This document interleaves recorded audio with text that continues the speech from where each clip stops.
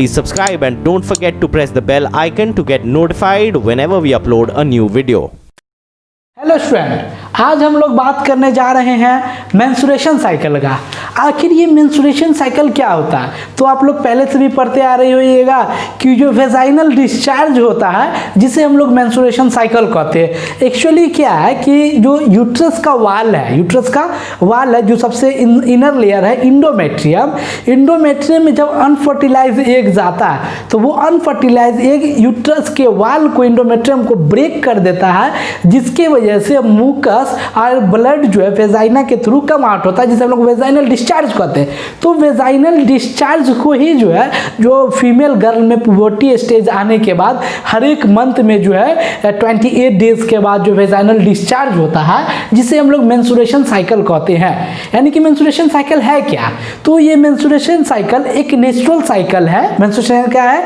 ये एक natural cycle है जो पुबर्टी आने के बाद गर्ल्स में देखने को मिलता है। एक्चुअली क्या है कि हर एक मंथ में ओवरी से एक ओवम या oocytes मैच्योर होता है। वो oocytes फैलोपियन ट्यूब में आता है, मगर अगर अनमैरिड गर्ल है उसको स्पर्म नहीं रिसीव होता या किसी कारणवश अगर वो एग फर्टिलाइज नहीं होगा तो वो अनफर्टिलाइज एग जाके यूट्रस के वाल को ब्रेक कर देता है इंडोमेट्रियम को, जिसकी वजह से वेजाइनल डिस्चार्ज होता है इन एवरी 28 डेज। ठीक है, हर एक 28 दिन पे जो ये होता है इस साइकिल को हम लोग मेंस्ट्रुएशन साइकिल कहते हैं। मगर अगर एग जो है वो अगर फर्टिलाइज हो जाता है तो यूट्रस के वाल में जाके फिर वो ब्रेक नहीं करेगा, यूट्रस के वाल में जाके वो इम्बेड हो जाएगा।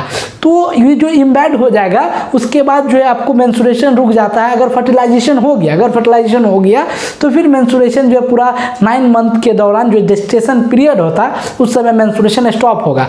यानी कि मेंस्ट्रुएशन स्टॉप हो गया अगर तो वो प्रेग्नेंट हो गई, यानी कि प्रेगनेंसी के समय मेंस्ट्रुएशन स्टॉप होता है। या फिर पुबर्टी आने से पहले अगर कोई गर्ल चाइल्ड है 14 साल पूरने से पहले या 13 साल पूरने से पहले तक मेंस्ट्रुएशन स्टॉप होता है। या फिर मेंस्ट्रुएशन कब स्टॉप होता है? 45 पूरने के बाद, यानी कि मेनोपॉज होने के बाद। जैसे फर्स्ट मेंस्ट्रुएशन को मेनार्ची कहते हैं, लास्ट मेंस्ट्रुएशन को मेनोपॉज कहते हैं।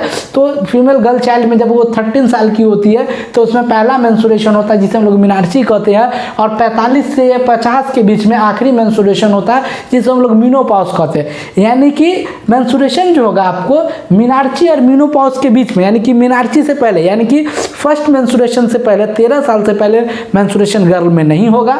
मेनोपॉज 45 साल के बाद मेंस्ट्रुएशन नहीं होगा। इसी 13 से 45 के बीच में मेंस्ट्रुएशन होता है, लेकिन इस दौरान भी मेंस्ट्रुएशन स्टॉप हो सकता है अगर प्रेगनेंसी हो जाए। The absence of menstruation is the first sign of pregnancy. Pregnancy का पहला साइन यही है कि अगर मेंस्ट्रुएशन रुक गया, मतलब समझिए कि आपको जो है गर्ल चाइल्ड प्रेग्नेंट है या गर्ल जो है प्रेग्नेंट है। तो आखिर मेंस्ट्रुएशन को हम लोग डिफाइन करेंगे। आइए अब हम लोग यहाँ पे देखते हैं पॉइंट वाइज कि व्हाट इज मेंस्ट्रुएशन साइकिल। तो menstruation cycle is a regular natural change that occur in the female reproductive system. Female reproductive system में जो नेचुरल चेंज होता है उसे हम लोग मेंस्ट्रुएशन साइकिल कहते हैं, दैट मेक प्रेगनेंसी पॉसिबल, जिसकी वजह से प्रेगनेंसी जो है पॉसिबल हो सकता है। अगर कोई गर्ल 13 साल से अगर कोई गर्ल जो है वो 13 साल से कम की है तो उसमें मेंस्ट्रुएशन नहीं होगा। अगर मेंस्ट्रुएशन नहीं होगा, अगर एमसी नहीं हो रहा है, यानी कि वो प्रेग्नेंट नहीं हो सकती है, प्रेगनेंसी जो है वो पॉसिबल नहीं होगा। अगर मेंस्ट्रुएशन होता है तभी प्रेगनेंसी होगा, यानी कि मेंस्ट्रुएशन जो है प्रेगनेंसी को पॉसिबल करवाता है। अगर मेंस्ट्रुएशन हो रहा है तभी प्रेगनेंसी। देखिए ये मेनोपॉज के बाद जो है कोई भी गर्ल जो है मेनोपॉज के बाद प्रेग्नेंट नहीं हो सकती है। मेनोपॉज यानी कि मेंस्ट्रुएशन अगर होगा तभी प्रेगनेंसी पॉसिबल है। अगर मेंस्ट्रुएशन नहीं होता है तो प्रेगनेंसी नहीं होगा। अगर कोई 13 साल से कम की लड़की है, अगर कोई गर्ल 13 साल से कम की है उसमें मेंस्ट्रुएशन नहीं होगा तो वो प्रेग्नेंट नहीं हो सकती, है। अगर 45 साल के बाद कोई लेडीज़ है 45 साल के बाद अगर उसमें मेंस्ट्रुएशन नहीं हो रहा तो वो प्रेगनेंसी नहीं हो सकता है। यानी कि कह सकते हैं कि ये क्या है, दैट मेक प्रेगनेंसी पॉसिबल। यानी कि मेंस्ट्रुएशन साइकिल जो है वो प्रेगनेंसी को क्या करता है, वो पॉसिबल करवाता है। मेंस्ट्रुएशन साइकिल है क्या, तो ये रेगुलर नेचुरल चेंज है फीमेल के अंदर, ठीक है, जो प्रेगनेंसी को पॉसिबल करवाता है। अब आगे देखिएगा, this cycle is required for the production of oocytes। अब ये साइकिल जो है किस लिए जरूरी है, तो ये oocytes के प्रोडक्शन के लिए and for the preparation of uterus for pregnancy, और यूट्रस को प्रेगनेंसी के लिए प्रिपेयर करने के लिए जो है मेंस्ट्रुएशन साइकिल का जरूरी होता है। समझिएगा यहाँ पे कि ये अगर यूट्रस है किसी भी फीमेल का, ये अगर यूट्रस है तो ये यूट्रस और ये उसका फैलोपियन ट्यूब है, और यहाँ पे अगर ओवरी है, यहाँ पे क्या है, ओवरी है, ये ओवेरियन लिगामेंट से ये ओवरी जो है अटैच्ड है, तो यहाँ पे जो है ये फिम्ब्राई है जो ओवम को पकड़ेगा। तो ये ओवरी से पता है ना कि ओवरी से जो है क्या निकलता है, oocytes निकलता है। ये ओवरी से सेकेंडरी oocytes जो ओवरी से रिलीज होता है, तो इस सेकेंडरी oocytes को रिलीज होने में कौन मदद करता है, तो सेकेंडरी oocytes को रिलीज होने में मेंस्ट्रुएशन साइकिल मदद करता है। कैसे, तो ये जो ओवुलेटरी फेज है, ये जो ओवुलेटरी फेज है, जिस ओवुलेटरी फेज में FH और LH का लेवल जब हाई हो जाता है 14वां दिन, मेंस्ट्रुएशन 28 दिन का होता है ना, तो 14वां दिन यानी कि मिडिल ऑफ मेंस्ट्रुएशन साइकिल, जो LH और FSH का लेवल जो वो जो ग्राफ देखते हैं, तो LH और FSH का लेवल जो यहाँ पहुँच जाता है यानी कि peak, when the peak level of LH और FSH रीच, जब LH और FSH का पिक लेवल रीच कर जाता है, जिसे हम लोग LH सर्ज भी कहते हैं, जिसे हम लोग क्या कहते हैं, LH सर्ज।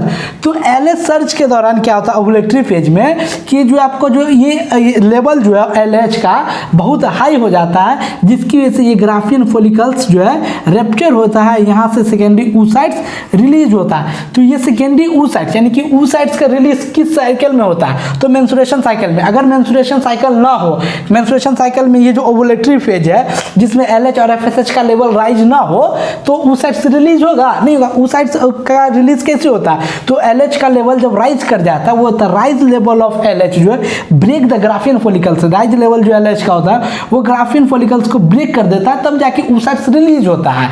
ठीक है, उसके बाद जो ये oocytes अगर एग जो है फर्टिलाइज हो गया, अगर यहाँ पर उसको स्पर्म भी मिल जाता है, अब यहाँ पे फर्टिलाइजेशन हो गया, तो यूट्रस अपने वाल को प्रिपेयर करके रखेगा, ब्लड और मुकस इसमें भरा रहेगा, तभी जाके जो फर्टिलाइज एग आके इसमें जो इम्बैड हो जाएगा, है ना। तो यूट्रस को प्रिपेयर कौन करता था, ये जो फॉलिकुलर फेज है जिसे हम लोग प्रोलिफरेटिव फेज भी कहते हैं, तब प्रोलिफरेटिव फेज के दौरान यूट्रस अपने वाल को प्रिपेयर करता है। यानी कि अगर कोई पूछे कि मेंस्ट्रुएशन का 2 इंपॉर्टेंट रिक्वायरमेंट बताइए, ठीक है, कि ये the cycle is required for the production of, इस साइकिल से सबसे बड़ा 2 फायदा क्या होता है, तो पहला oocytes का रिलीज होता है, सेकेंडरी oocytes यहाँ पर से रिलीज हो रहा है, सेकेंडरी oocytes जो ओवुलेटरी फेज में होता है, ठीक है। और दूसरा कि जो है यूट्रस के वाल को जो है प्रिपेयर करता है, यूट्रस के वाल को प्रिपेयर करता है। तो 2 फायदा इंपॉर्टेंट फायदा होता है इसका, एक oocytes का रिलीज होना, दूसरा यूट्रस के वाल को प्रिपेयर करना, ताकि प्रेगनेंसी पॉसिबल हो सके। अब आगे देखिएगा, it occurred due to the rise and fall of estrogen.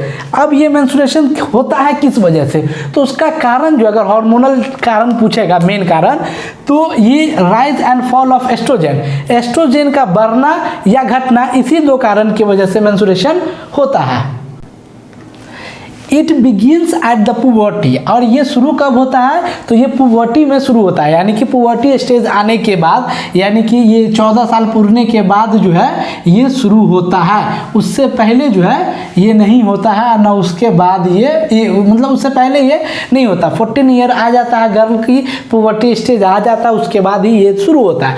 अब देखिए कि मिनार्ची, व्हाट इज मिनार्ची, तो the first menstruation appear in a young girl, जो यंग गर्ल होती है उसमें पहला मेंस्ट्रुएशन होता है एट एज ऑफ 13 साल पर, ठीक है, या 13 या 14 जो है एक रेंज होता है, उस पर ये सबसे पहले शुरू होता है। तो जो सबसे पहला मेंस्ट्रुएशन होता है, first menstruation, first vaginal discharge, जिसे हम लोग मिनार्ची कहते हैं, और जो आखिरी होता है जिसे हम लोग मेनोपॉज कहते हैं, सीजेशन, सीजेशन मतलब क्या हुआ, रुकना, cessation of menstrual cycle and end of reproductive life at the age of 45 to 50 year called menopause. Menopause कब होता है, तो 45 से 50 के बीच में रेंज होता है, जिस समय आखिरी मेंस्ट्रुएशन होता है, उसके बाद मेंस्ट्रुएशन स्टॉप हो जाता है, उसके बाद मेंस्ट्रुएशन नहीं रुकेगा, तो उसके बाद रिप्रोडक्टिव लाइफ जो है वो भी खत्म हो जाता है। यानी कि जो आखिरी मेंस्ट्रुएशन होता है या फिर रिप्रोडक्टिव लाइफ का जहाँ पे एंड होता है, जिसका मेंस्ट्रुएशन रुकता है, तब उसके वो हम लोग मेनोपॉज कहते हैं। यानी कि पहले मेंस्ट्रुएशन को मिनार्ची और आखिरी मेंस्ट्रुएशन को मेनोपॉज, और मेनोपॉज के बाद भी गर्ल कांट बी प्रेग्नेंट,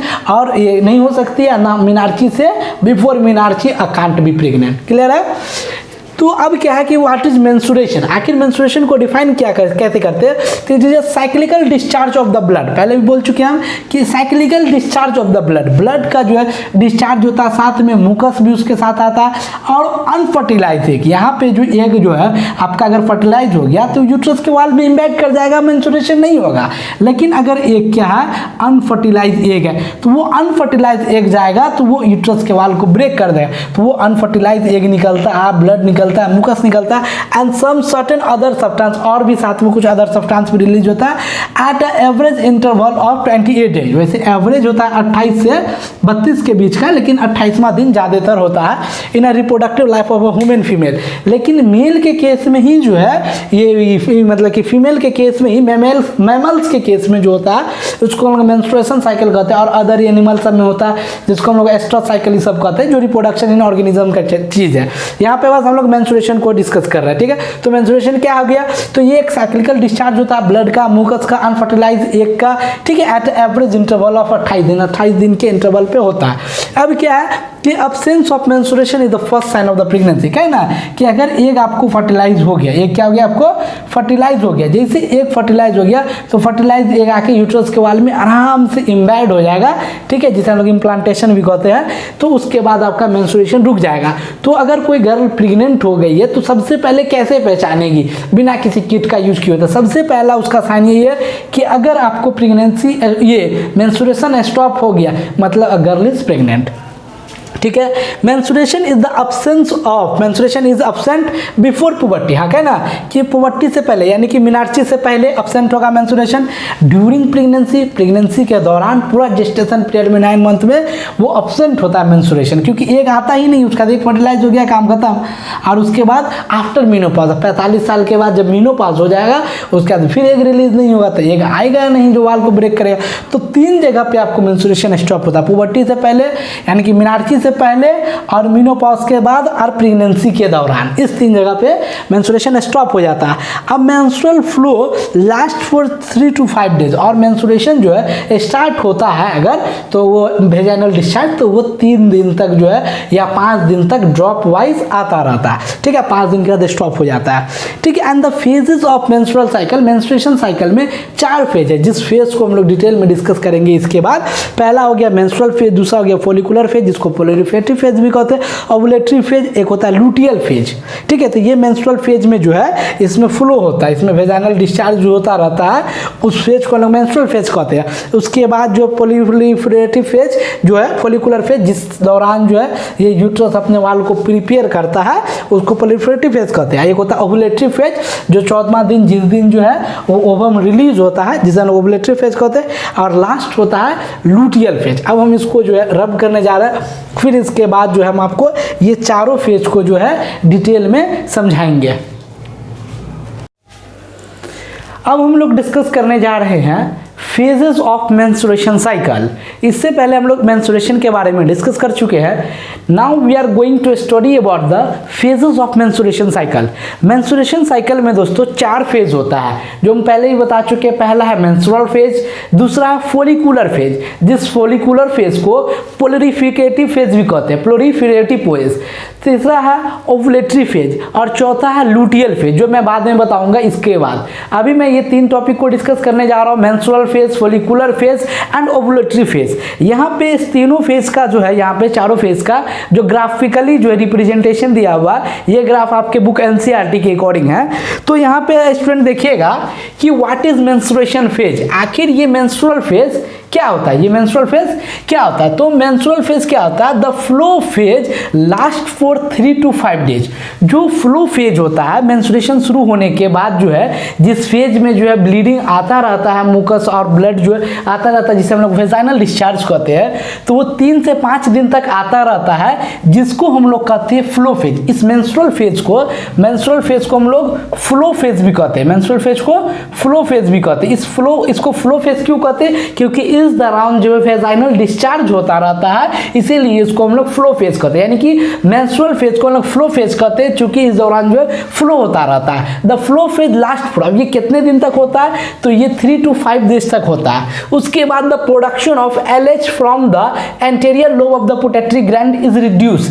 इस मेंस्ट्रुअल फेज में यानी कि फ्लो फेज जो, इसमें क्या क्या होता है, तो ये जो LH हार्मोन है आपका, LH हार्मोन जो एंटीरियर पिट्यूटरी ग्लैंड से जो सिक्रेट होता है, मतलब पिट्यूटरी ग्लैंड के एंटीरियर लोब से, उसका सिक्रेशन रिड्यूस हो जाता है। एक्चुअली सिर्फ LH का ही रिड्यूस नहीं होगा, यहाँ पे आप ग्राफ में देखिएगा, ये देखिए, ये आपका 1 2 3 5 डेज है, यही पहला जो आपका मेंस्ट्रुएशन है ना, ये फर्स्ट 5 डेज, ये फर्स्ट 5 डेज के दौरान जिसको मेंस्ट्रुअल फेज कहते हैं, इस दौरान आपका यहाँ पे देखिएगा इस ग्राफ में भी कि LH का जो है लेवल बहुत कम है, FSH का भी लेवल कम है, एक्चुअली एस्ट्रोजन प्रोजेस्टेरोन सारा का लेवल इस दौरान कम है, यानी कि इस दौरान जो भी हार्मोनल चेंज होता है ये यूट्रस के अंदर या फिर ब्लड में, वो बहुत कम होता है। और इसी समय जो आपका ये जो आपको रेड दिख रहा है यहाँ पे, ये हम दिखाए हुए कि क्या है, ये जो 5 डेज फ्लो होता है उसको यहाँ पे शो कर रहे हैं कि वेजाइनल डिस्चार्ज जो है ये 5 डेज होने लगता है, फिर उसके बाद 28 डेज का फिर जो है नेक्स्ट साइकिल में फिर से डिस्चार्ज होने लगता है, ठीक है। तो पहला 5 डेज जो जिसको लोग मेंस्ट्रुअल फेज कहते हैं, उस दौरान आपको LH का हार्मोन का लेवल कम रहता है, FSH का कम होता है, एस्ट्रोजन कम होता है, प्रोजेस्टेरोन तो शुरू में पूरा 14 दिन तक कम रहता है, उसका बाद में इंक्रीज या डिक्रीज होता है। अब यहाँ पे देखिएगा कि the flow phase last for 3 to 5 days, पहली बात ये फ्लो फेज 3 से 5 डेज तक होता है। The production of LH from the anterior pituitary gland is reduce हो जाता है LH क्या होगा, LH हार्मोन का सिक्रेशन बहुत कम जाएगा। Withdrawal of this hormone causes degeneration of the corpus luteum and therefore progesterone production is reduce. पहले भी डिस्कस हम लोग कर चुके हैं कि जो कॉर्पस लूटियम है आपका, ये कॉर्पस लूटियम जो है प्रोजेस्टेरोन सिक्रेट करता है। कॉर्पस लूटियम क्या करता है, तो कॉर्पस लूटियम का काम है कि कॉर्पस लूटियम जो है सिक्रेट करता है क्या, प्रोजेस्टेरोन। ये एक बार फिर से हम बता देना चाहेंगे आपको कि कॉर्पस लूटियम होता है क्या। तो यहाँ पे देखिएगा कि ये आपको है मैच्योर फॉलिकल्स, जिसको हम लोग ग्राफियन फॉलिकल्स कहते हैं। तो ग्राफियन फॉलिकल्स के अंदर यहाँ पे देखिएगा ओवम है। अब ये ग्राफियन फॉलिकल्स मैच्योर फॉलिकल 14वां दिन ओवुलेशन डे पे ये रैप्चर होता है। तो रैप्चर होने के बाद यहाँ से ओवम यानी कि सेकेंडरी oocytes से रिलीज होता है। तो इस पूरे फॉलिकल्स में से जब सेकेंडरी oocytes रिलीज हो जाने के बाद जो स्ट्रक्चर बचता है, रिमेनिंग स्ट्रक्चर, जिसको हम लोग येलो बॉडी भी कहते हैं, यही आपका कॉर्पस लूटियम है। कॉर्पस लूटियम क्या है, तो इस कॉर्पस लूटियम को येलो बॉडी भी कहते हैं। कॉर्पस लूटियम होता है क्या, तो भाई ग्राफियन फॉलिकल्स में से यानी कि मैच्योर फॉलिकल्स में से जब आपका ओवम निकल जाएगा, उसके बाद जो रिमेनिंग फॉलिकल्स बचेगा जिसे हम लोग कॉर्पस लूटियम कहते हैं। तो यही कॉर्पस लूटियम जो है अगर फर्टिलाइजेशन हो जाता है तो ये कॉर्पस लूटियम आपको प्रोजेस्टेरोन सिक्रेट करेगा। अगर फर्टिलाइजेशन नहीं होता है तो कॉर्पस लूटियम क्या होता है, डिजेनरेट हो जाता है। डिजेनरेट होने के बाद ये कॉर्पस एल्बिकन्स बन जाता है, जिसे हम लोग व्हाइट बॉडी भी कहते हैं। और ये पूरा डिस्चार्ज, पूरा डिजेनरेट खत्म होने के बाद जो है वेजाइना से डिस्चार्ज हो जाता है, निकल जाता है, ठीक है, ब्लड और म्यूकस के जरिए मेंस्ट्रुअल फेज में। यानी कि ये कहने का मतलब हुआ कि अगर प्रोजेस्टेरोन निकलेगा, अगर प्रोजेस्टेरोन रहेगा तब ये आपका कॉर्पस लूटियम सस्टेन करेगा। लेकिन अगर प्रोजेस्टेरोन नहीं सिक्रेट होता है तो कॉर्पस लूटियम क्या हो जाता है, डिजेनरेट हो जाता है। तो यहाँ पे देखिए the withdrawal of this hormone, यानी कि LH अगर कम जाता है, LH यहाँ पे पहले क्या हम बोले कि पहले जो है इस डायग्राम में देखिए कि पहले LH कम जाता है। तो LH हार्मोन कम होने की वजह से the production of LH from the anterior lobe pituitary gland is reduce. LH hormone कम हो गया, जिसकी वजह से ये हार्मोन कम होने की वजह से क्या हुआ कि कॉर्पस लूटियम डिजेनरेट कर गया। कॉर्पस लूटियम क्या हुआ, तो ये कॉर्पस लूटियम डिजेनरेट हो गया and therefore progesterone production is reduce. अब कॉर्पस लूटियम ही नहीं है तो प्रोजेस्टेरोन का भी प्रोडक्शन नहीं होता है। मतलब मेंस्ट्रुअल फेज में क्या क्या चेंजेस देखने को मिलता है उसको हम लोग डिस्कस करने जा रहे हैं, ठीक है। तो production of the estrogen is also reduce, estrogen का भी प्रोडक्शन जो इसमें रिड्यूस हो जाता है। Endometrium of the uterus break down and menstruation begin. अब जो ये यूट्रस रहता है तो यूट्रस का जो सबसे इनर लेयर आता है जिसको हम लोग इंडोमेट्रियम कहते हैं, ये इंडोमेट्रियम भी ब्रेक कर जाता है और यहाँ से जो है ब्लड आने लगता है, जिसको मेंस्ट्रुअल फ्लो बिगिन हो जाता है। Bleeding is caused due to the shedding of the uterine lining. ये जो यूट्राइन लाइनिंग है इसी का शेडिंग होता है जिसकी वजह से जो ब्लीडिंग आता है। And rupturing of the blood vessels, ठीक है। तो यहाँ पे जो आप देख रहे हैं ये सब ब्लड वेसल्स है। तो ब्लड वेसल्स रप्चर होता है और यूटेराइन लाइनिंग जो है रप्चर होता है, जिसके वजह से जो है मुकस और ब्लड आता है। यानी कि मेंस्ट्रुअल फेज में क्या क्या होता है, मेंस्ट्रुअल फेज में क्या क्या होता है। तो मेंस्ट्रुअल फेज में सिर्फ जो है आपको 2-3 चीज़ होता है। पहली बात कि जितना भी हार्मोन है LH, FSH, प्रोजेस्टेरोन, सारे हार्मोन का जो लेवल है वो डिक्रीज हो जाता है और उसके वजह से जो कॉर्पस लूटियम जो है वो भी डिजेनरेट कर जाता है। उसके बाद जो है मुकस और ब्लड जो है वेजाइना के थ्रू जो है आने लगता है बाहर। ठीक है, तो मेंस्ट्रुअल फेज में बस आपको यही देखना है कि जिसमें भी अगर ऑप्शन में आता है क्वेश्चन कि मेंस्ट्रुअल फेज में क्या क्या होता है, तो मेंस्ट्रुअल फेज में जो है आपको LH हार्मोन का लेवल जो डिजेनरेट हो जाता है, जिसके वजह से जो LH हार्मोन रिड्यूस हो जाता है, जिसकी वजह से जो कॉर्पस लूटियम डिजेनरेट होने लगता है। अब कॉर्पस लूटियम नहीं है तो प्रोजेस्टेरोन का भी लेवल डिक्रीज हो जाता है, एस्ट्रोजन का भी प्रोडक्शन रिड्यूस हो जाता है और इंडोमेट्रियम जो है ना यूट्रस का जो इंडोमेट्रियम है वो भी इंडोमेट्रियम भी जो है ब्रेक डाउन होने लगता है। जो अनफर्टिलाइज एग आता है तो वो अनफर्टिलाइज एग जो है इंडोमेट्रियम के वाल को जो ब्रेक डाउन कर देता है, जिसको हम लोग शेडिंग ऑफ यूटेराइन लाइनिंग भी कहते हैं।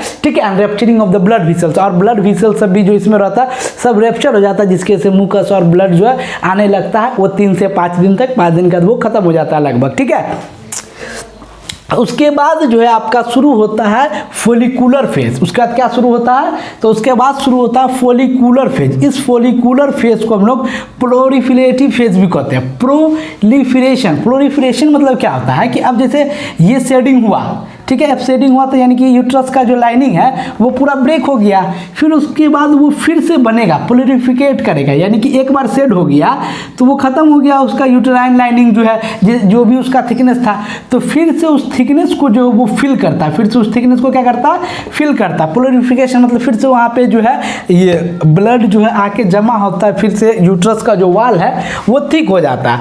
ठीक है, this phase usually include 6 to 13 days. पहला 5 डेज जो था आपका वो मेंस्ट्रुएशन फेज था। उसके बाद जो है 6 डेज से, यहाँ से 6 डेज से, ठीक है, कोई कोई आदमी 7 डेज भी कहता है। ठीक है, तो 6 या 7 डेज से लेकर 13 डेज तक जो है वो आपका चलता है फोलिकुलर फेज, जिस फेज को हम लोग प्लोरिफरेटिव फेज भी कहते हैं। प्लोरिफरेटिव क्यों कहते हैं, क्योंकि इसके ऊपर में यूट्रस के वाल के ऊपर में लेयर पे लेयर चढ़ने लगता है, जिसको हम लोग प्लोरिफरेशन कहते हैं। इसमें क्या होता है कि this phase usually include 6 to 13 days, 6 से 13 दिन तक होता है। The follicle stimulating hormone FSH secreted by the anterior lobe of the pituitary gland.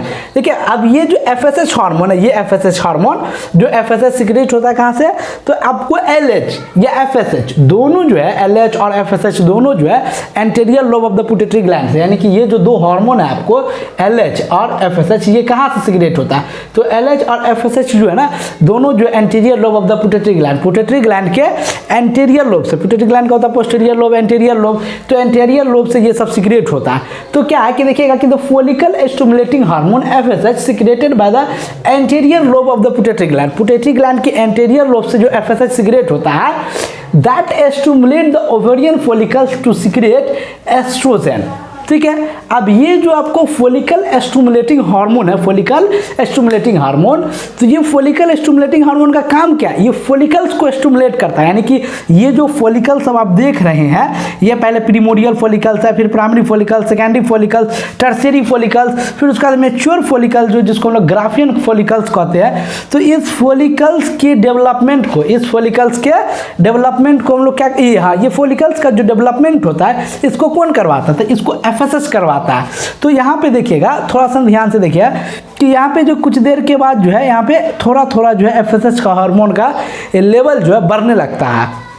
ठीक है, शुरू में तो ज़्यादा रहता है ये, फिर कुछ दिन के लिए कम होता है, फिर उसका धीरे धीरे यहाँ पे जो है बढ़ने लगता है और 14वां दिन पे जो एकदम पिक लेवल अटेंड करता है। देखते हैं यहाँ पर से ये बढ़ रहा है, दिख रहा है, ऊपर जा रहा है। तो ये जब 14वां लेवल आता है यानी कि 14 डेज, वहाँ पर आपको FSH, ठीक है, FSH और LH दोनों जो है, दोनों का लेवल बहुत ज़्यादा बढ़ जाता है और पिक लेवल अटेंड कर लेता है 14 डेज, यानी कि 13वां दिन जो है बढ़ रहा है ना। तो ये कहने का मतलब हुआ कि फोलिकल स्टिमुलेटिंग हार्मोन, ये जो FSH है, FSH इसका नाम ही है फोलिकल स्टिमुलेटिंग हार्मोन, यानी कि फोलिकल्स को ये ग्रोथ करवाता है। फोलिकल्स का जब ग्रोथ होता है तो वो फोलिकल्स अब आपको जो है एस्ट्रोजन हार्मोन जो है सिक्रेट करवाता है। अब क्या है कि estrogen stimulate the proliferation of the endometrium of the uterine wall. ठीक है, अब ये जो एस्ट्रोजन, ये एफएसएच जो है, एफएसएच फॉलिकल्स को कहा कि एस्ट्रोजन सीक्रेट कीजिए। अब एस्ट्रोजन का क्या काम है, तो estrogen stimulate the purification of the endometrium of the uterine wall. Uterine wall का जो इंडोमेट्रियम है, यूटेराइन वाल का जो इंडोमेट्रियम है, इस इंडोमेट्रियम का प्यूरिफिकेशन कौन करवाता है, तो वो एस्ट्रोजन करवाता है। देखो ये जो है ना, ये फॉलिकुलर फेज को प्यूरिफिकेटिव फेज भी कहते हैं, फॉलिकुलर फेज को प्यूरिफिकेटिव फेज भी कहते हैं। इसको प्यूरिफिकेटिव क्यों कहते हैं, क्योंकि इसमें यूटेराइन वाल का प्यूरिफिकेशन होता है, यानी कि यूटेराइन वाल में जो है मुकस और ब्लड जो इसमें भर जाता है, जिसको हम लोग प्यूरिफिकेशन कहते हैं। तो इसमें जो यूटेराइन वाल में जो मुकस और ब्लड जो भरता है वो होता है कैसे, तो वो जो है ये एफएसएच हार्मोन एंटीरियर पिट्यूटरी से सीक्रेट हुआ, एंटीरियर पिट्यूटरी ग्लैंड से क्या सीक्रेट हुआ, एफएसएच। अब ये एफएसएच जो है एस्ट्रोजन के सिक्रेशन को बढ़ा देता है। यहाँ पे देखिएगा कि एस्ट्रोजन का भी सिक्रेशन आपको लग रहा है कि 6, 7, 8 डेज के बाद जो है 9, 10, 11, 12, 13 में जो है इसका भी सिक्रेशन बढ़ जाता है। ठीक है, अब जो है क्या हुआ कि ये एस्ट्रोजन का भी सिक्रेशन बढ़ जाता है, लेकिन एस्ट्रोजन का सिक्रेशन कौन बढ़ाता है, तो एस्ट्रोजन का सिक्रेशन यही एफएसएच बढ़ाता है। कैसे, तो देखिए एंटीरियर पिट्यूटरी ग्लैंड से एफएसएच सिक्रेट हुआ। अब ये एफएसएच जो है ओवेरियन फॉलिकल्स को स्टिमुलेट करता है कि एस्ट्रोजन और सिक्रेट कीजिए, तब जाके आपको जो है एस्ट्रोजन का लेवल भी बढ़ जाता है। ठीक है, उसके बाद क्या हो गया कि estrogen stimulate the purification of the endometrium wall. अब यही एस्ट्रोजन जो रिस्पॉन्सिबल होता है इंडोमेट्रियम वाल के जो है उसके लिए प्यूरिफिकेशन के लिए। अगर कोई सवाल पूछता है कि जो है ये इंडोमेट्रियम के वाल के प्यूरिफिकेशन के लिए कौन रिस्पॉन्सिबल है, तो इंडोमेट्रियम वाल के प्यूरिफिकेशन के लिए जो है आपको ये एस्ट्रोजन हार्मोन जो है रिस्पॉन्सिबल है। क्लियर है। आप देखिएगा the uterus become thickened and supplied with a lot of blood vessels. तो उसके बाद यूट्रस जो एकदम थिक हो जाता है, इसमें बहुत सारा ब्लड वेसल्स जो है आने लगता है। The change make uterus prepare to receive fertilize egg and provide development to the embryo. अब ये जो है कि यूट्रस आखिर प्रिपेयर क्यों हुआ, तो यूट्रस जो प्रिपेयर होता है कि जो फर्टिलाइज एग आए वो इसमें एम्ब्रायो में आके इम्बेड हो जाए इजीली। यानी कि देखिएगा हम एक बार फिर से इसको जो है आपको 1 मिनट में अच्छे से समझा देते हैं कि देखिए भाई कि जो है कि सबसे पहले आपको मेंस्ट्रुअल फेज है, तो मेंस्ट्रुअल फेज में क्या आता है, तो मेंस्ट्रुअल फेज में जो है आपका यूट्रस का जो वाल है, यूट्रस का वाल, ये यूट्रस के वाल में जैसे अनफर्टिलाइज एग आता है, वो अनफर्टिलाइज एग यूट्रस के वाल को ब्रेक कर देगा, उसके बाद मुकस और ब्लड आने लगेगा। ठीक है, लेकिन अब ये एक बार यूट्रस का वाल जो है इंडोमेट्रियम जो ब्रेक हो गया है, तो फिर से उसको जो है ये यूट्रस को फिर से अपने आप को प्रिपेयर करना पड़ता है कि जो फर्टिलाइज एग रिसीव कर सके। तो उसको प्रिपेयर कौन करवाता है कि यूट्रस के वाल में जो प्यूरिफिकेशन होता है, इस प्यूरिफिकेशन में कौन मदद करता है, तो उसमें एस्ट्रोजन हार्मोन मदद करता है। एस्ट्रोजन कैसे मदद करता है, तो देखिए एंटीरियर पिट्यूटरी लोब जो है, एंटीरियर पिट्यूटरी ग्लैंड, तो पिट्यूटरी ग्लैंड का जो एंटीरियर लोब है जिसे हम लोग एंटीरियर पिट्यूटरी कहते हैं, तो एंटीरियर पिट्यूटरी से आपको एफएसएच हार्मोन सीक्रेट हुआ, यानी कि फॉलिकल स्टिमुलेटिंग हार्मोन। अब ये follicle stimulating hormone ovarian follicles पे एक्ट करेगा, ओवेरियन फॉलिकल्स पे एक्ट करेगा, क्योंकि फॉलिकल स्टिमुलेटिंग है तो इस फॉलिकल सबको स्टिमुलेट करेगा। ये फॉलिकल सब स्टिमुलेट होके एस्ट्रोजन हार्मोन का जो है, एस्ट्रोजन हार्मोन का जो सिक्रेशन बढ़ा देगा। अब ये एस्ट्रोजन हार्मोन क्या करेगा, तो ये यूटेराइन वाल को प्यूरिफिकेट करेगा, यानी कि यूटेराइन वाल को अपने ऊपर थिकेंड करेगा। वाल जब थिकेंड होगा तो इसमें मुकस ब्लड वेसल सब आके बढ़ जाएगा। देख रहे हैं, uterus become thickened and supplied with the lots of blood. Uterus का जो वाल है वो थिक हो जाएगा, इसमें बहुत सारा ब्लड आके भर जाएगा। And this change make the uterus to prepare the fertilize egg. अब ये जो चेंज हुआ है कि यूट्रस का वाल जो है थिक हुआ है, इसकी वजह से यूट्रस में जो है आपको ये आसानी से अब ये जो फर्टिलाइज एग आएगा, फर्टिलाइज एग, ये फर्टिलाइज एग आसानी से इसमें जो है वो इम्बेड हो जाएगा। ठीक है, अब हम लोग देख रहे हैं ओवुलेटरी फेज। ओवुलेटरी फेज में क्या होता है कि both LH and FSH attain the peak level in the middle of menstruation cycle. ये देख रहे हैं पीक लेवल जो है ये 14 डेज पर जो होता है, यहाँ पे ये एक्चुअली 14 डेज को रिप्रेजेंट कर रहा है। तो 14 डेज में जो है आपको ये एलएच और एफएसएच जो है एक पिक लेवल अटेन कर लेता है। मतलब पिक लेवल मतलब कि जब एलएच और एफएसएच का सबसे हाईएस्ट होता है। एक्चुअली क्या होता है कि 1 से 5 तक या 6 तक ठीक है, बहुत कम रहता है LH और FSH का। अब फिर 5 के बाद जो है ना धीरे धीरे जो है 6, 7, 8, 9, 10 तक बढ़ते रहता है 13। अब 14 जब डेज होता है तो 14 डेज में इस तरह का पिक बनाता है। तो ये जो हाईएस्ट पिक देख रहे हैं ना, ये हाईएस्ट पिक होता है 14 डेज पे। कितने डेज पर? 14 डेज पे। इसी को हम लोग LH सर्ज भी कहते हैं, क्योंकि जो 14 डेज होता है 14वां दिन जो है आपको जो LH और FSH हार्मोन जो है एकदम पिक लेवल पे रहता है, यानी कि हाईएस्ट लेवल, उसको हम लोग LH सर्ज कहते हैं। What is LH surge? The peak level of LH and FSH is known as LH surge. LH और FSH हार्मोन का जो है जब हाईएस्ट लेवल पहुंच जाएगा, एकदम पिक लेवल पे पहुंच जाएगा, हाईएस्ट कंसंट्रेशन, जिसको हम लोग LH सर्ज कहते हैं। अब जब इसका लेवल बहुत ज़्यादा बढ़ जाता है तो वो क्या करता है, इसमें बहुत LH और FSH attain pick level in the middle of menstruation cycle. Menstruation cycle का मिडिल हुआ 14 डेज, तो 14वां डेज थोड़ा और इधर आता है ग्राफ, ये 14 डेज में जो है एकदम पिक लेवल अटेंड कर लिया। उसके बाद क्या हुआ कि estrogen concentration releases in blood, ये इंक्रीजेस इन ब्लड, तो ये LH और FSH का लेवल बढ़ा, साथ में एस्ट्रोजन का भी लेवल जो है बहुत बढ़ जाएगा। The rapid secretion of LH induces the rupturing of the Graafian follicles thereby releasing of the ovum. तो ये जो LH और FSH का जो पिक लेवल हुआ है, यही पिक लेवल जो ग्राफियन फॉलिकल्स को रैप्चर कर देता है। यहाँ पे देख रहे हैं कि ग्राफियन फॉलिकल्स रैप्चर हो गया, रैप्चर होने के बाद यहाँ पर से oocyte जो सेकेंडरी oocytes ये रिलीज हुआ, ठीक है। इनफैक्ट LH कॉज ओवुलेशन, तो ये कह सकते हैं कि LH ही ओवुलेशन कराता है, क्योंकि LH सर्ज जब होता है, यानी कि LH का जब पिक लेवल अटेंड होता है, तो जैसे LH का पिक लेवल अटेंड होता है, यहाँ पे ये 14 डेज पे जो है ये पिक लेवल अटेंड करता है। तो जैसे LH पिक लेवल पे अपने पहुंचता है, यहाँ पे देख रहे हैं कि ये जो ग्राफियन फॉलिकल्स है, मैच्योर फॉलिकल्स, वो ब्रेक होगा, ब्रेक होने के बाद यहाँ पर से ओवम निकल जाएगा, ठीक है। अब इसके बाद हम लोग डिस्कस करेंगे लुटियल फेज को। लुटियल फेज का कहानी अलग है, इसमें अभी तक हम लोग डिस्कस किए मेंस्ट्रुअल फेज को, फॉलिकुलर फेज को और ओवुलेशन फेज को, यानी कि 14 डेज तक। तो 1 से 5 या 6 तक जो है आपका, 7 तक बहुत सा अगर लिखता है कि 7 तक जो आपको मेंस्ट्रुएशन फेज होता है, जिसको हम लोग मेंस्ट्रुअल फेज कहते हैं। उसके बाद 7 से या 6 से जो है 13 तक आपको जो फॉलिकुलर फेज शुरू होता है, और उसका जो 14वां दिन होता है ना, एग्जैक्ट 14 डेज, जिसको मिड ऑफ मेंस्ट्रुएशन साइकिल कहते हैं, वो 14 डेज में ओवुलेशन होता है, जिसको ओवुलेटरी फेज भी कहते हैं। क्योंकि 14 डेज जो है ना LH का लेवल बहुत ज़्यादा बढ़ जाता है, और वो LH जो है ये ग्राफियन फॉलिकल्स को, मैच्योर फॉलिकल्स को रप्चर कर देता है, जिसके बाद उसमें से सेकेंडरी oocytes रिलीज हो जाता है। अब ये जो रिमेनिंग फॉलिकल्स बचा है, जिसको हम लोग जो है वो कहते हैं, क्या कहते हैं इसको हम लोग, कॉर्पस लुटियम कहते हैं, यानी कि येलो बॉडी, ठीक है। अब ये पूरा ग्राफियन फॉलिकल्स है, इससे जब आपको ओवम रिलीज हो गया, ओवम रिलीज होने का जो बच गया है उसको हम लोग कॉर्पस लुटियम कहते हैं।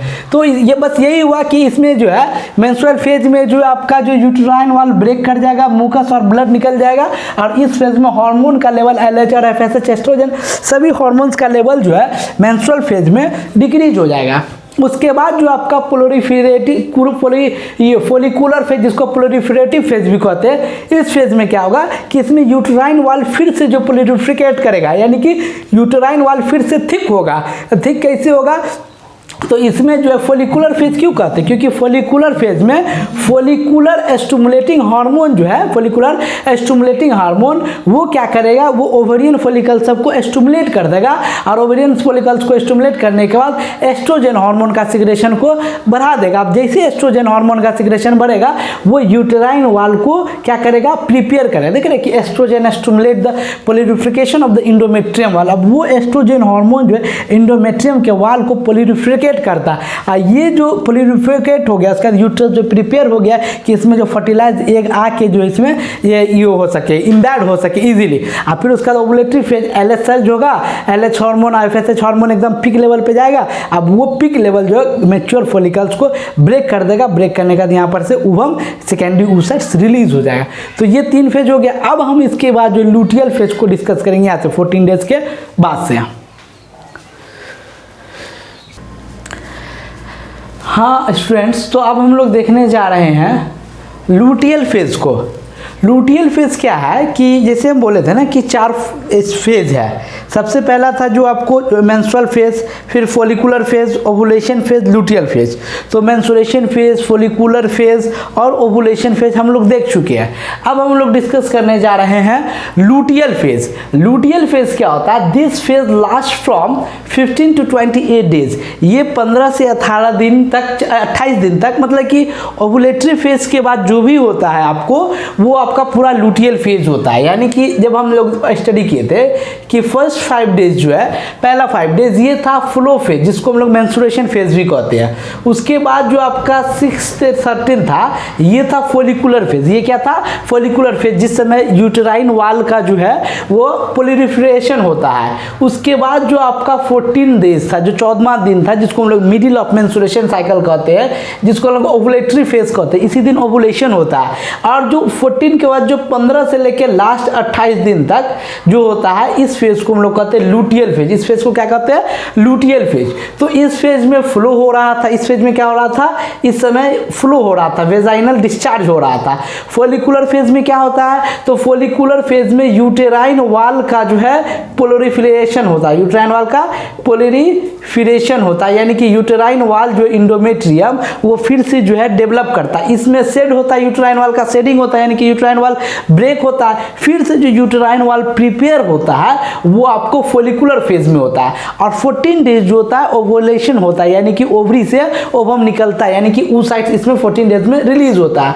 और 15 से 28 दिन जो है, जो नेक्स्ट फेज है मेंस्ट्रुएशन का लास्ट वाला, जिसको हम लोग लूटियल फेज कहते हैं। इस फेज में क्या होता है कि देखिए, अब इसमें ओवुलेटरी फेज में आपको ओवम रिलीज हो जाता है ओवरी से। यहाँ पे डायग्राम भी बना हुआ है। ये आपका मैच्योर ग्राफियन फॉलिकल्स है। मैच्योर ग्राफियन फॉलिकल से जब एक बार सेकेंडरी oocytes निकल जाता है, तब जो रिमेनिंग पोर्शन बचता है, जो रेप्चर होने के बाद, उसको हम लोग कॉर्पस लूटियम कहते हैं। पहले भी स्टडी कर चुके हैं कि ये अगर आपका मैच्योर ग्राफियन फॉलिकल्स, ये क्या है? Mature Graafian follicles. तो मैच्योर ग्राफियन फॉलिकल्स जब रप्चर होगा तो इससे आपको oocytes निकलेगा, secondary oocytes।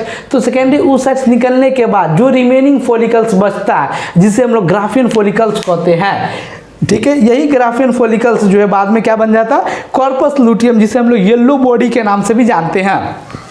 The Graafian follicles after ovulation changes into the corpus luteum. Corpus luteum में बदल जाता है, which secrete the hormone progesterone that make uterine wall thick.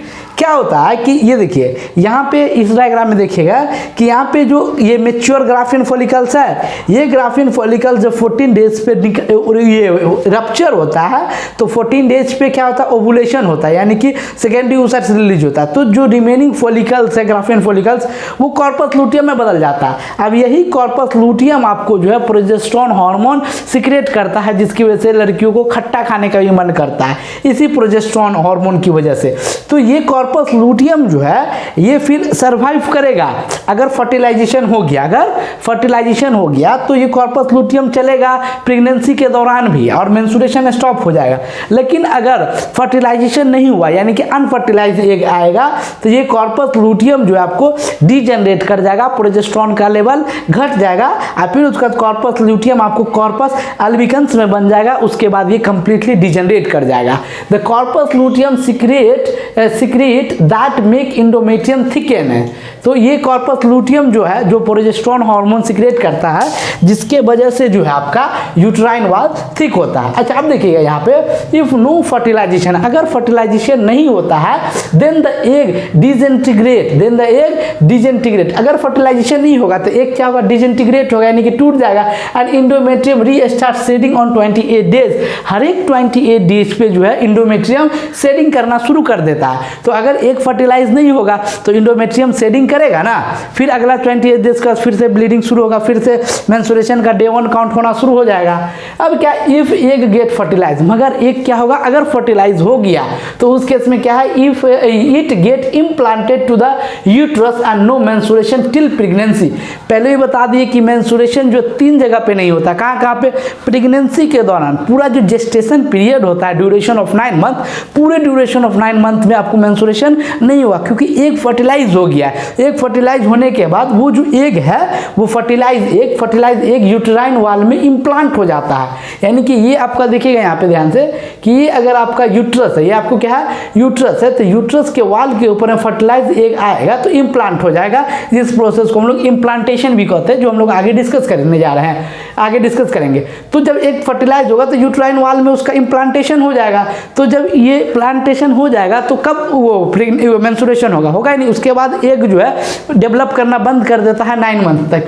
तो ये मेंस्ट्रुएशन स्टॉप 3 स्टेज में होता है। कब, पहला जो है पुबर्टी आने से पहले, यानी कि 14 साल से पहले आपको मेंस्ट्रुएशन नहीं होगा। दूसरा 45 साल के बाद, यानी कि एक बार जब मेनोपॉज हो गया तो मेनोपॉज के बाद मेंस्ट्रुएशन नहीं होगा। और तीसरा जगह क्या है, तीसरा यही जिस समय प्रेगनेंसी रहता है उस समय मेंस्ट्रुएशन नहीं होता है। ठीक है, तो अगर एक फर्टिलाइज हो गया तो इम्प्लांटेशन हो जाएगा, मेंस्ट्रुएशन प्रेगनेंसी तक नहीं होगा। This is because the level of the hormone progesterone secreted by the corpus luteum is increase and it prevent maturation of other follicles.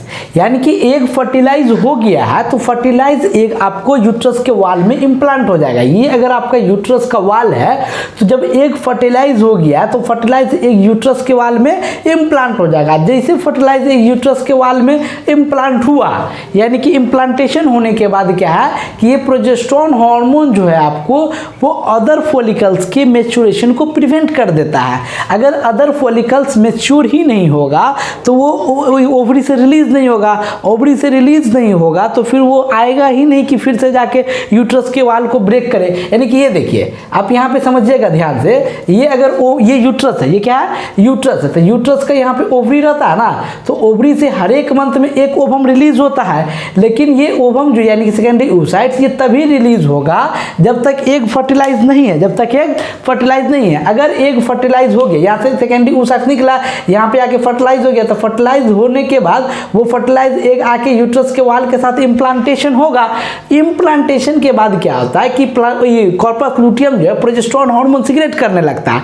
तो प्रोजेस्टेरोन हार्मोन जो है ना वो ओवरी से जो है दूसरे फॉलिकल्स को डेवलप ही नहीं होने देता, दूसरे फॉलिकल्स को डेवलप नहीं होने देता। It prevent the maturation of other follicles. ये प्रोजेस्टेरोन हार्मोन जो है दूसरे फॉलिकल्स के मैच्योरेशन को प्रिवेंट करता है। यानी कि जो एवरी मंथ जो आपको एक एक ये ओवम यानी कि एग जो है मैच्योर होके ओवरी से निकलता है ना, तो जो ड्यूरेशन ऑफ 9 मंथ है उसमें नहीं होता है, उसके बाद होगा। यानी कि जो पूरा जेस्टेशन पीरियड है, जेस्टेशन पीरियड के दौरान ओवरी से एक भी ओवम नहीं निकलता। देखिए एक ओवरी से निकला, एक फर्टिलाइज हो गया, फर्टिलाइज होने के बाद एक जब यूट्रस के वाल के साथ इम्प्लांट हुआ, यानी कि यूट्रस के अंदर में चला गया एक बार चला गया, उसके बाद आपको जो फिर जो 9 महीना जो जेस्टेशन पीरियड होगा उस दौरान एक भी एग जो है आपको यूट्रस से फिर ओवरी से नहीं निकलेगा। क्यों नहीं निकलेगा? क्योंकि जो है फर्टिलाइजेशन होने के बाद जो है कॉर्पस लुटियम जो है ना प्रोजेस्टेरोन सीक्रेट कर देता है। तो ये प्रोजेस्टेरोन का हार्मोन पूरे 9 मंथ बढ़ा रहता है। तो ये प्रोजेस्टेरोन अगर बढ़ा रहेगा तो वो प्रोजेस्टेरोन दूसरे फॉलिकल्स के ग्रोथ को प्रिवेंट कर देता है। इफ एग गेट फर्टिलाइज, अगर एग फर्टिलाइज होता है तो इम्प्लांटेड इन द यूट्रस, वो फर्टिलाइज एग इम्प्लांट हो जाएगा यूट्रस में, और no menstruation till pregnancy, pregnancy तक कोई भी मेंस्ट्रुएशन नहीं होगा। अगर आपसे कोई पूछता है एग्जाम में या कहीं पर भी कि फर्टिलाइजेशन होने के बाद पूरा जो जेस्टेशन पीरियड होता है 9 मंथ का, उस दौरान मेंस्ट्रुएशन होता है कि नहीं, तो उस दौरान मेंस्ट्रुएशन नहीं होता। फिर दूसरा सवाल आता है क्यों नहीं मेंस्ट्रुएशन होता है उस दौरान 9 मंथ के दौरान? तो मेंस्ट्रुएशन इसलिए नहीं होता है क्योंकि प्रोजेस्टेरोन का लेवल हाई रहता है। अब प्रोजेस्टेरोन का लेवल हाई कौन किया रहता है? तो अर्ली फेज में कॉर्पस लुटियम, लेट फेज में प्लासेंटा, यानी कि फर्स्ट ट्राइमेस्टर में लगभग आपको कॉर्पस लुटियम जो है प्रोजेस्टेरोन के लेवल को हाई किया रहता है, और जो वो सेकेंड ट्राइमेस्टर थर्ड ट्राइमेस्टर में प्लासेंटा प्रोजेस्टेरोन को हार्मोन को लेवल को हाई किया रहता है। और जब प्रोजेस्टेरोन हार्मोन का लेवल राइज रहेगा, आपको जो है वो एग जो है वो मैच्योर नहीं होगा ओवरी में। और जब मैच्योर एग आएगा ही नहीं तो फिर तो आपको मेंस्ट्रुएशन का कोई बात ही नहीं उठता वहां पे। ठीक है, तो ये हो गया आपको ल्यूटियल फेज का कहानी। ठीक है, मगर इफ नो इम्प्लांटेशन, अगर इम्प्लांटेशन नहीं हुआ, मतलब आपको एग जो है ओवरी से एग निकला, ओवरी से एग निकला, इस ओवरी से ये एग निकल रहा है, एग आया। अब एग अगर अनमैरिड गर्ल है, अगर अनमैरिड गर्ल है तो स्पर्म उसको रिसीव नहीं हुआ। तो जब स्पर्म जो है, ये स्पर्म इसके साथ आके फ्यूजन ही नहीं करेगा, मतलब कि अगर ये एग है तो एग के साथ स्पर्म फ्यूज करेगा तभी ना फर्टिलाइजेशन होगा। तो अगर अनमैरिड गर्ल है तो उसको स्पर्म मिलेगा नहीं, तो वो जो एग है, वो जो एग है वो अनफर्टिलाइज एग है। तो फिर अनफर्टिलाइज एग क्या करेगा, अनफर्टिलाइज एग जाके जो है यूट्रस के वाल को ब्रेक कर देगा, फिर मेंस्ट्रुएशन होगा। तो इफ नो इम्प्लांटेशन, अगर इम्प्लांटेशन नहीं हो रहा है यानी कि अनफर्टिलाइज एग है, तो क्या होगा, उस केस में कॉर्पस लुटियम डीजेनरेट कर जाएगा। यानी कि आपको दो बात याद रखना भाई मेरे, कि अगर एक फर्टिलाइज होता है, इम्प्लांटेशन होता है, तो कॉर्पस लुटियम रहेगा।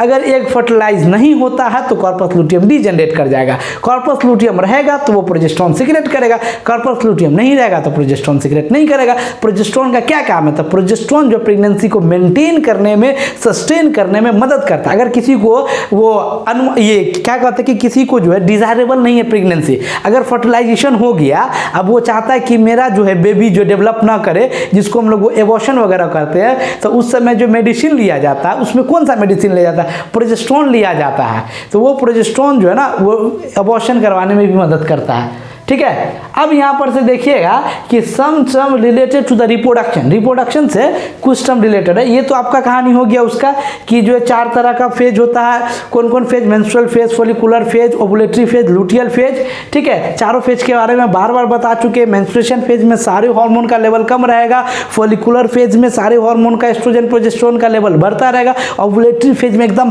पीक लेवल पहुंच जाएगा 14वां दिन, जिस दिन ओवुलेशन होगा। और लास्ट वाले फेज में जो लुटियल फेज का ये कहानी है कि अगर फर्टिलाइज हुआ तो प्रोजेस्टेरोन रहेगा, नहीं फर्टिलाइज हुआ तो प्रोजेस्टेरोन डिक्रीज कर जाएगा, मतलब कॉर्पस लुटियम डीजेनरेट।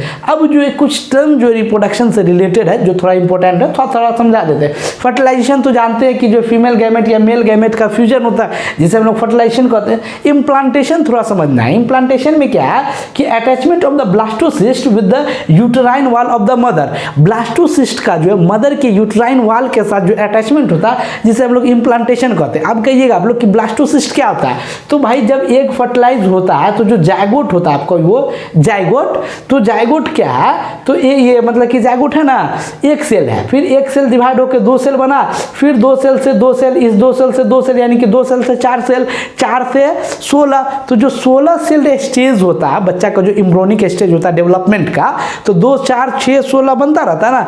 तो जो 16 सेल स्टेज होता है, जिसको हम लोग 16 सेल स्टेज को क्या कहते हैं, ब्लास्टोसिस्ट कहते हैं। तो जब 16 सेल बन जाता है, ब्लास्टोसिस्ट जब बन जाता है, तब ब्लास्टोसिस्ट जाके यूट्राइन वाल के साथ अटैच होता है। क्वेश्चन आता है एग्जाम में कि इम्प्लांटेशन के दौरान कौन सा सेल जो यूट्रस के वाल के साथ अटैच करता है, which cell get attach to the wall of the uterus, either blastocyst or morula.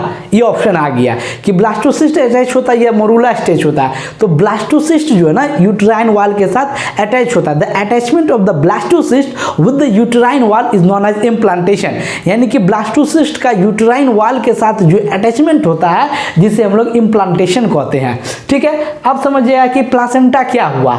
तो an intimate connection between the developing fetus and the uterine wall of the mother is called placenta। यानी कि एक intimate connection होता है किसके किसके बीच में, तो फीटस यानी कि जो ग्रोइंग बेबी है, एम्ब्रायो है, जिसे हम लोग फीटस कहते हैं। तो फीटस और मदर के वाल के साथ जो एक कनेक्शन होता है, इंटीमेट कनेक्शन, जिसे हम लोग प्लासेंटा कहते हैं। वैसे जब एम्ब्रियोनिक डेवलपमेंट हम लोग पढ़ेंगे तो वहाँ पे मैं प्लासेंटा के फंक्शन को पूरा डिटेल में एक्सप्लेन करूंगा कि किस तरह से जो है बच्चा जो है माँ से न्यूट्रिशन लेता है और अपने एक्सक्रीटरी प्रोडक्ट को माँ के थ्रू जो एक्सक्रीट आउट करवाता है। जो प्लासेंटा का फंक्शन है वो आगे हम लोग डिस्कस करेंगे। अभी यहाँ पे सिर्फ आपको just I am giving overview और definition. What is placenta? The intimate connection between the developing fetus and the uterine wall of the mother. Developing fetus और मदर के यूटेराइन वॉल के साथ जो इंटीमेट कनेक्शन होता है, जिसे हम लोग प्लासेंटा कहते हैं, उसका gestation, the duration of the development of embryo in the the uterus is called gestation. यानी कि जेस्टेशन पीरियड क्या होता है? तो भाई जेस्टेशन पीरियड पूरा 9 मंथ का जो ड्यूरेशन होता है जिसे हम लोग जेस्टेशन पीरियड कहते हैं। जेस्टेशन पीरियड में बेबी जो है मदर के यूट्रस या वॉर्म के अंदर डेवलप करता है। फिर इसका पार्चुरेशन, पार्चुरेशन क्या है? It is an act of expelling out the fully developed foetus from the mother uterus at the end of the gestation period is called parturition. यानी कि जैसे जेस्टेशन पीरियड खत्म होता है, यानी कि पूरा 9 मंथ जो 40 वीक का होता है वो खत्म होता है, तो बेबी जो है माँ के वो ये बर्थ कैनाल जो होता है जिसे हम लोग वो वेजाइना और जो कैविटी होता है, ठीक है, तो वो वेजाइना के थ्रू जो है सर्विक्स जो है ना, सर्विक्स और वेजाइना को मिला के जो है कैविटी ऑफ सर्विक्स और वेजाइना दोनों को एक साथ हम लोग बर्थ कैनाल कहते हैं। तो बर्थ कैनाल से जो बेबी बाहर आता है तो उसके आने का जो समय है ना या ड्यूरेशन या पीरियड, उस समय को हम लोग जेस्टेशन कहते हैं, ठीक है। और भी कुछ टर्म्स सब इंटरेस्टिंग, जैसे एक होता है डिफिकेशन, तो वेस्ट प्रोडक्ट के बाहर आने को डिफिकेशन कहते हैं। यूरिनेशन, यूरिन के बाहर आने को यूरिनेशन कहते हैं। उसी तरह बेबी के बाहर आने को पार्चुरेशन कहते हैं। कोई पूछे कि पार्चुरेशन क्या होता है, तो बेबी जिस समय बाहर आता है, ठीक है, वो expel out of the baby from the mother, ये मदर से जो बेबी बाहर आता है वेजाइना के थ्रू, जिसे हम लोग पार्चुरेशन कहते हैं। और जो पूरा ड्यूरेशन होता है 9 मंथ का, जिसे हम लोग जेस्टेशन कहते हैं, मतलब जेस्टेशन खत्म पार्चुरेशन होगा। अब ये पार्चुरेशन के समय क्या होता है, तो पार्चुरेशन के समय जो है आपका जो हार्मोन होता है वो ऑक्सीटोसिन हार्मोन, वो ऑक्सीटोसिन हार्मोन का लेवल राइज कर जाता है, जो ऑक्सीटोसिन जो बेबी को एक्सपेल आउट बाहर करने में मदद करता है। ये सब इंटरेस्टिंग टॉपिक है जो हम लोग एम्ब्रियोनिक डेवलपमेंट में पढ़ेंगे। तो हमारे वीडियो को देखा कीजिए, इसके बाद वाले लेक्चर को, पहले वाले लेक्चर को, वहाँ मैं पूरे सारी चीज़ को एक्सप्लेन करूँगा। ये डायग्राम आपके एनसीईआरटी बुक में भी है कि मतलब इसमें 4 चीज़ आपको देखना है। एक बार फिर से समझा रहे, इसमें 4 चीज़ देखना है। यूट्राइन इवेंट, यूट्राइन में किस तरह से इवेंट हो रहा है। ओवेरियन हार्मोन, जैसे ये एस्ट्रोजन हार्मोन और प्रोजेस्टेरोन हार्मोन जो है ये आपको ओवेरियन हार्मोन है। ओवेरियन हार्मोन में किस कैसे कैसे चेंज आता है। फिर उसका ओवेरियन इवेंट यानी कि ओवेरियन फॉलिकल्स जो है उसमें क्या चेंज आता है। फिर उसका पिट्यूटरी हार्मोन 2 गो LH और FSH, इसका लेवल कैसे बढ़ता है घटता है, यही आपको देखना है, ठीक है, जो मैं पूरा समझा चुका हूँ अच्छे से। इस डायग्राम को देखिए, कोई भी प्रॉब्लम हो कमेंट कीजिए, ठीक है। Thank you. स्क्रीनशॉट ले सकते हैं। Please subscribe and don't forget to press the bell icon to get notified whenever we upload a new video.